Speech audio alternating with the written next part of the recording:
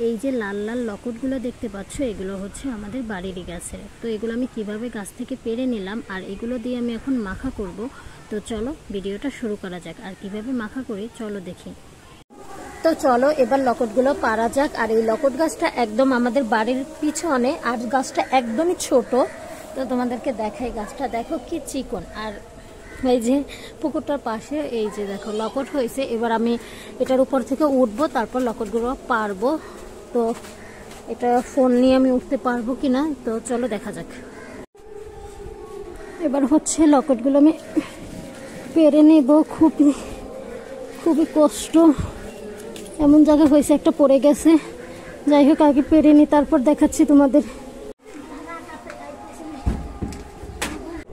এবার হচ্ছে এগুলো আমি কেটে নেব। খাবে? হ্যাঁ, ইয়েস খাবো। ভালো লাগে? ইয়েস। আমাদের গাছের লকেট। হ্যাঁ অবশ্যই, কেমন নয়, আমাদের গাছের লকেট এগুলো কিন্তু। আচ্ছা তাড়াতাড়ি করো, আমার না তো সহ্য না। তাই? হ্যাঁ। দেখো আমার হাত কেটে গেছে। কি করে? এই যে এটা ধরো, দেখো এই ভিতরে পোকা। এটা নিব না কিন্তু শিফা। এই যে দেখছো না,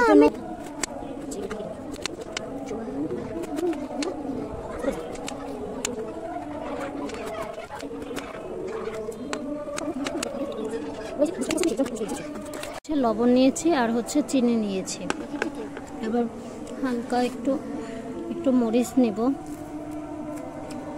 অল্প একটু মরিচ নেব। যে এতখানি নিব না, অনেক ঝাল মরিচটা। হচ্ছে এগুলো এখানে নিয়ে নেব।